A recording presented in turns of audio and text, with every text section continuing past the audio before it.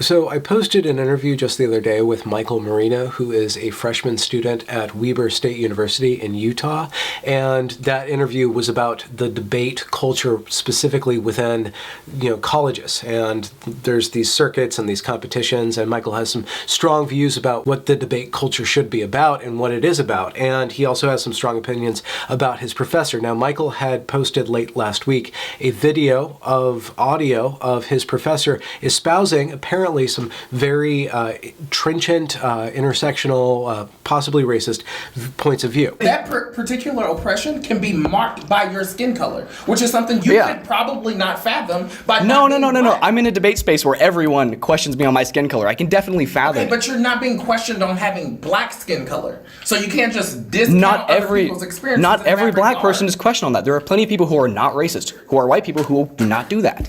It's actually a very small minority of people. That you don't benefit from a legacy, a history, a structure of racism. Some people do. And what we're talking about here, and what their affirmative is about, it's not really about racism, which deals more with the domestic American thing. What they're talking about is anti-blackness and how the world is structured. Yeah. It's an ontological. My problem is with the claim that all white people are inherently anti-black. I'm not anti-black. I have no problem with black people. I mean, I guess your forcefulness in the claim, I'm not anti-black, will come off as anti-black. After posting that video, I was contacted by Zachary Baker, who actually studied under Michael's debate professor, Ryan Wash. Now, Ryan Wash had won some debates in 2013 by using some rhetoric that, on the surface of it, looked very racialized. There's an explosion of blackness inside of this particular space going on. The one judge at this fucking tournament who won a seat of championship doesn't have the ability to evaluate an all-black debate inside of the space, but it's your niggas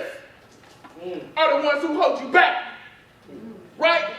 So you tell me how their methodology literally deconstructs zones of sacrifice inside the debate. You prop up those zones of sacrifice and then characterize the affirmative as this. We're the motherfuckers that held you down. I didn't even give a fucking 2AR yet, and they all, in every fucking speech, they made characterizations about me talking bullshit. If anything, I'm one top speaker because I don't speak bullshit. I tell you the fucking truth, and the fucking truth was the fact that they came into this motherfucking debate and tried to characterize our affirmative because Dominique and Kane didn't have shit to say last debate. And it could be construed that Ryan's entire shtick is to bring up race and bring up identity politics. Now, Zachary Baker, who studied under Wash for several years, has a different point of view than Michael. And in this interview, Zachary gives his point of view with regards to debate culture, and also the professor Ryan Wash. And I think that this hopefully will provide more context to this little situation and give us a little bit more insight into the culture and the structure of what this policy debate thing is all about. So here you go. So we can start with policy debate stuff.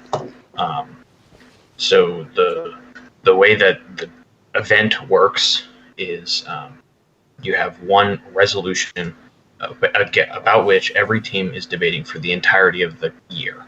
So it gets announced in like July, and it'll go until the final tournament in April or early May. So the amount of research that is being done on the topic is exceptionally vast, because every team is doing basically graduate level research on it for months and months. And then all these cards get like put together and published and shared among people. So by the end of the process, you have thousands of pages worth of documents discussing every single detail of the topic. And this year, it's about international space cooperation, which is why discussions of space are coming up. Mm-hmm.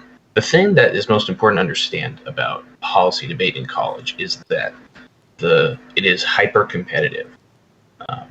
The goal of students is to win, and the way that you win is by making arguments that your opponents are least likely to have prepared for already.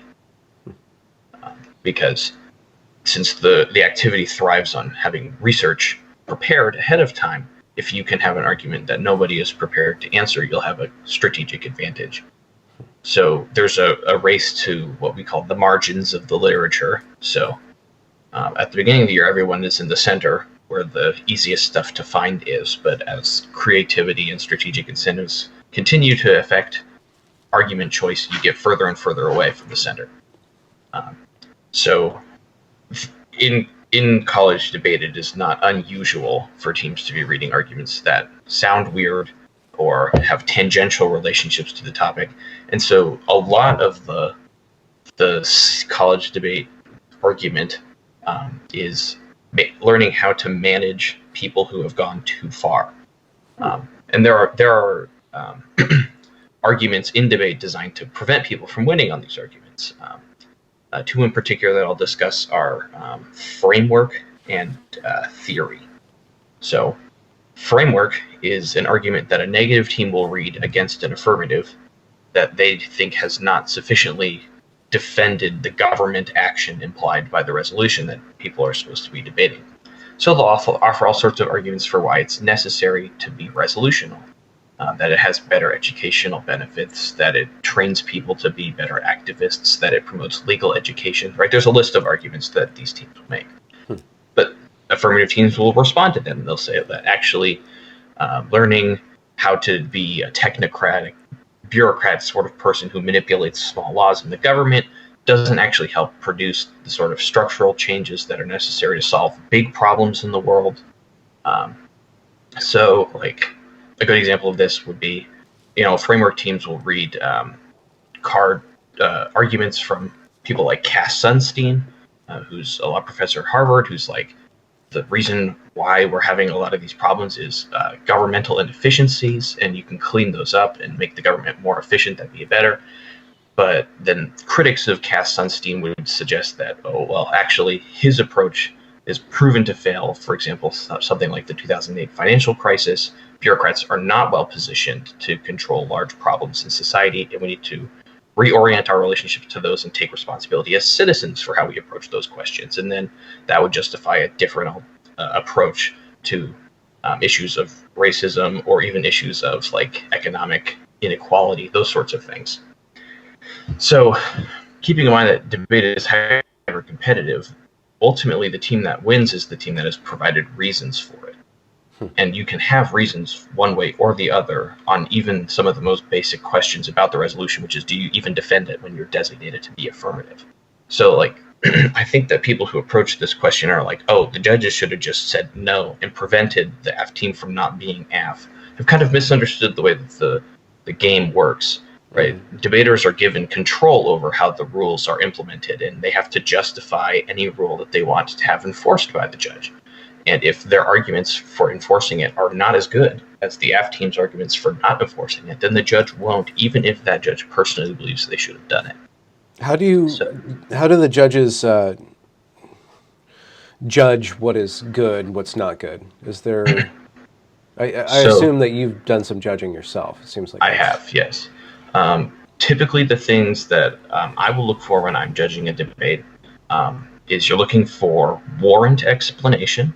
So how well are debaters not just making the assertions that their evidence is explaining, but how well are they pulling out the reasons why and giving contextualization? So applying those reasons to the reasons of the other side, explaining how they answer them, how they interact with each other. I'm also looking for general levels of persuasiveness. It is the language that is being used to describe this concept to me one that is based in solid rhetoric practice or one which is not. And we also have something in debate called the line by line.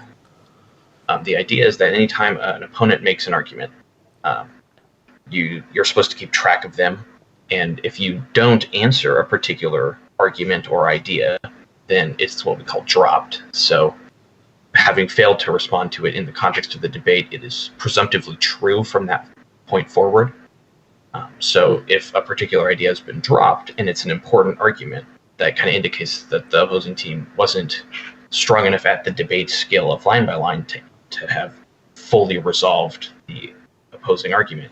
And thus, tactical drops can be a major problem and influence a decision. Okay. Is there, I guess there's a kind of a metagame on inserting things that might be accidentally dropped or skipped over? Absolutely. Yeah. Okay. Yes. And is that what caused the escalation of speed introduced into this stuff, to try to get people to... Definitely, Yeah. definitely. Yeah, speed to increase the likelihood of being dropped, to increase the amount of evidence that you can read, and the number of arguments. Absolutely. It's a fascinating way of injecting noise into this. Debate should be, I mean, we normally think about debate as moving towards truth, but in this game, you're trying to upset the other person's ability to out-truth you or to out-prove you, I guess. Yes. And what about the performative aspects that have been introduced in recent times? I don't know when they were introduced, but it seems like, and I don't know how to say this in a politically correct way, but it seems like there's some injection of African American culture influence into that, and like with hip hop and rap. And I don't know if there before that movement, if there was any sort of performative aspect other than just the speed reading stuff, like more poetry based kind of stuff. Yeah. What is all that about? Was that another way of injecting noise into the game? So, a little bit of history about debate. So, for a very long time, there were two parallel debate circuits or competitive scenes. There was the NDT or National Debate Tournament scene and the CETA or Cross Examination Debate Association scene. They were completely separate. They had different final year tournaments, they had different regular season tournaments, and different schools were in them. The NDT was kind of the elite schools that did this very highly technical, high-speed debating. And the CETA circuit was kind of where all of the other schools that didn't have enough resources to be in the NDT circuit were. Okay. And so those CETA schools were where this kind of this performative element started to be developed as a way for, the arguments are like students have a better way of expressing their agency, that it allows them to speak about personal questions which have relevance to debate topics, all those sorts of things. And part of the significance of what Ryan Wash did, and actually the clips that are played are from him in both the CETA final and the NDT final in 2013. The two circuits kind of melded into one about just under 10 years ago, so relatively recently. Kind of because the NDT circuit was becoming increasingly smaller as fewer and fewer schools had enough resources to compete with each other in that competitive scene. So they merged, and and we call it in debate the clash of civilizations, right? This idea that there are two very distinct competitive histories, cultural backgrounds that are now in the same tournaments debating each other. So you can kind of trace it. There was very little of this kind of cultural contact prior to the merge. And debate after the merge has largely been about kind of trying to resolve what debate is and why it matters in light of these very different approaches.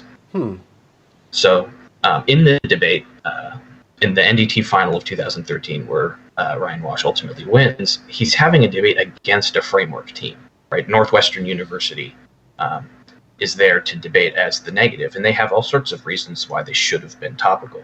So it's not like in this situation it was just a monologue. There was a whole debate prior to the clip that is played in Michael's video, where arguments are made for and against defending the topic, and so it's not like the other views isn't being represented. It's about the best advocates you could hope for in the context of policy debate.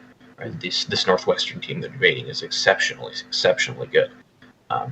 But they ultimately win because they find access to arguments that are more persuasive, and access warrants that the arguments the negative team isn't really answering very well. So it's not like the reception has been like, oh, he just won because he was yelling a lot. Okay. That doesn't work. Okay, that doesn't work. It doesn't work. Okay. The judge pool are a lot of highly educated, debate-trained people whose personal inclination is probably towards being topical at that point.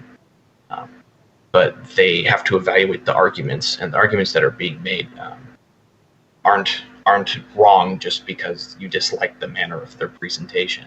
Okay, so they judged it on terms of substance, not necessarily performance. That's right. Okay, so it would be really easy for outsiders to see that the performative aspect is what's winning and not the content, because the performance, at least in those clips, when somebody's yelling, what you hear is the volume, not necessarily, that the volume actually obscures the technical aspect or the reasoning behind that. Indeed. Yeah. And has did that perpetuate that form of performance, or was that then kind of overtaken by more other strategic ways of getting those ideas out there? So it definitely was the first biggest introduction of this style, and it kind of proved that it could be viable. So a lot of teams still do those sorts of arguments, but they don't win all the time. Basically, I think you could say with a fair amount of certainty that still the success of either team, regardless of what strategy they've chosen, has to do with their skill as debaters. So this most recent year in 2019, the finals of the NDT were 4 white guys arguing about the resolution. And the negative team won on a counterpoint, which says that the President Trump should have maximum flexibility to deal with issues of nuclear safety. And that's good. So that's certainly not a liberal position. Yeah. Okay. Or a social justice position. It was those two teams had better reasons for defending the topic that year than their opponents did, and were prepared to debate it, and that's what happened. So you studied under Wash then. That's right. And what was I take it that you have a counterposition to what Michael experienced. Like, how was your time under him? And yeah, so I truly, deeply, personally respect Professor Wash. I do not think in any way that he's an anti-white racist person. So part of the reason why I'm engaging in this conversation, if the claim was purely that Michael thought that debate was too liberal, I don't think that it would bother me too much. Mm-hmm. People can come fault different ways on what too liberal means or how they approach that question. But Ryan Wash has never done anything, in my experience with him, that would indicate any sort of racism. And I know that as a student for him who was white, that I never felt demeaned because of that.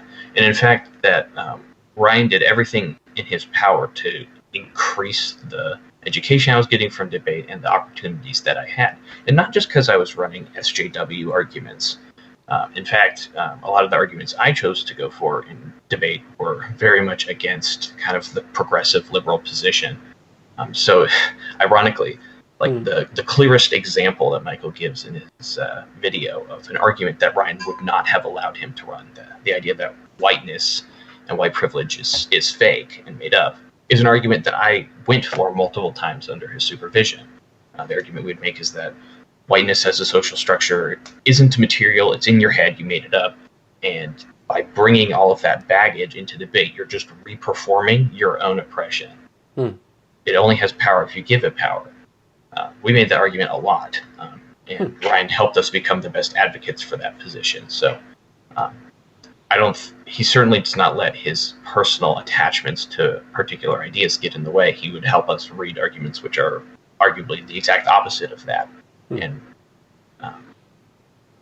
like I said, I never felt friction or like pushback on searching for the arguments that I wanted to make. Mm-hmm. And then, what was your score under Ryan? Just for bragging rights. So my partner and I were the top team in the CETA West division. So through regular season rankings, we were number one. We qualified to the national debate tournament, which not everybody does. You have to win a certain number of tournaments in the right places, and there's throughout the season there's what we call coach polls. So coaches will basically vote for who's the best team. I mean, they released 2 of those, one in the fall and then one in the spring. And in the fall one, my partner and I were in the top 50 teams in the nation for policy debate.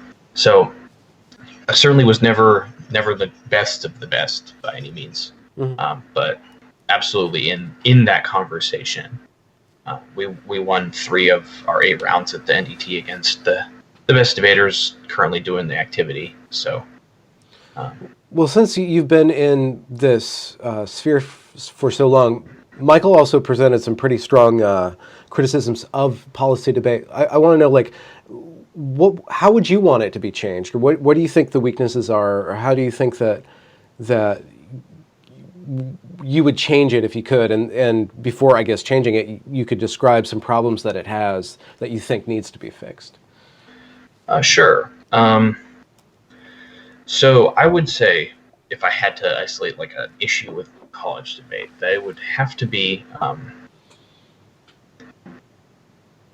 the way that students will basically engage in arguments that they know other prior teams have run successfully, but do it way worse and assume that it's true because the other team succeeded with it. So, for example, like Ryan as an example, he had a series of arguments he made about debate that he was a very effective advocate for, but later students will come along and they'll make the same like theses without the same rigor of their defense, but they'll feel like, oh, this is true.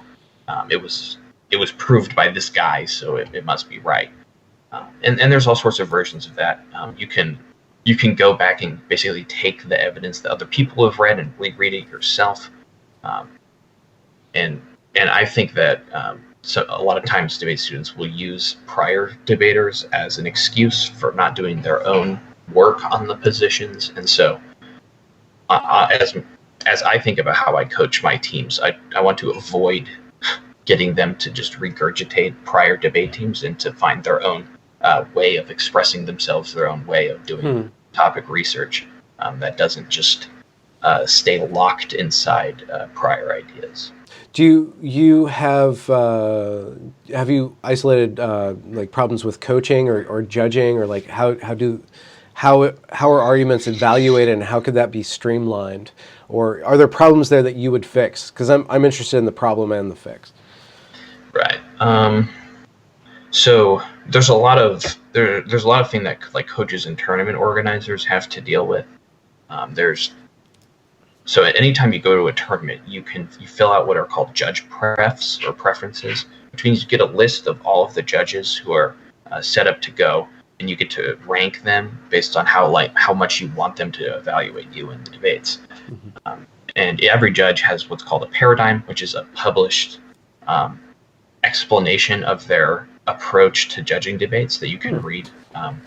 And so your opponents have a pref sheet as well as you. And so there's a bunch of algorithms that our tournament software has to use to decide who gets what judge in what round. And there's different systems, like there's something called mutually preferred judging, where the system's supposed to pick a judge who's about the same on your pref sheets, even if you both dislike the judge, at least it's fairly disliked on either side. But there's criticisms of that because sometimes teams will deliberately manipulate their pref sheets, so they'll take judges that they actually like and put them towards the bottom so that they're going to pull that judge when the other team doesn't want them. Yeah.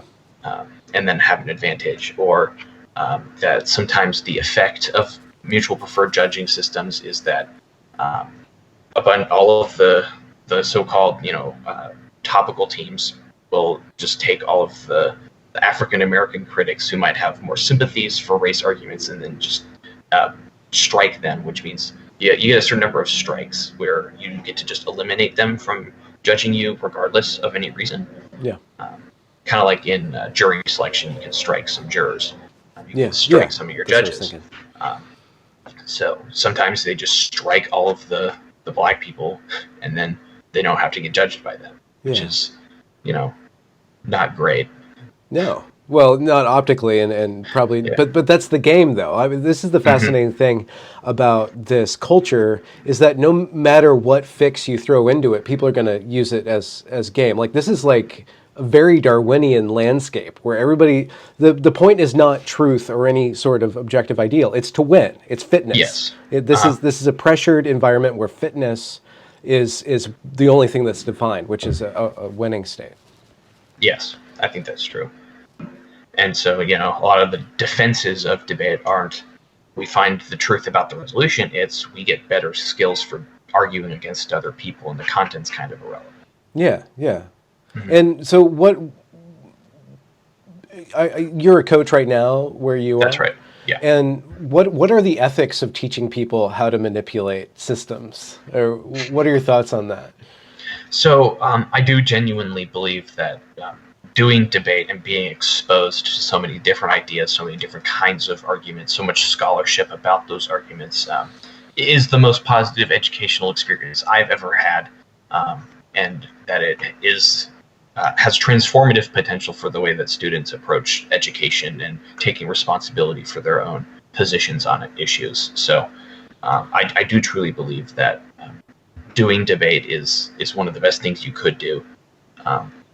And I think that, like I kind of hinted at earlier, the most important thing to do is to show debaters that it's not just memorizing all of the prior arguments that have been made and just spitting them out on command. It's about kind of embodying those virtues of solid research, of knowing all of the answers to questions, knowing how to ask questions, and that those things ultimately should come from you, not from the Word document you wrote. And so, if you can get to that point, I think that you would have prepared them to do all of the things that academia or their professional lives could ask from them. And I know for a fact that my educational experience in terms of writing essays, engaging in conversations with my professors, with my students in classroom discussions have been significantly improved as a result of my debate experience. Great. That's a great answer. Well, thanks for your time. I think that this is the right way to do it, where the way that you answer the questions themselves weren't about perpetuating a personal attack, but giving the audience more grounding in what this conversation's about, because it's more of a conversation than it is anything else, hopefully. Mm-hmm. Yeah. I have all sorts of kind of arguments about the particular incident that recorded in the video. Yeah. But I think that we've kind of captured what's going on with college debate in general. Mm-hmm. Well, if you'd like to pass along to Professor Wash the invitation to come on and speak to me for himself. I don't know. There's a lot of exigencies around him being in his position and yeah. I did message him last night, and he said he can't. He can't speak publicly on this one. Yeah. Yeah. But he appreciates the offer. Yeah. Well, cool. Thanks a lot, Zach. I'll let you know when this is up, and we'll see what happens after that. Thank you.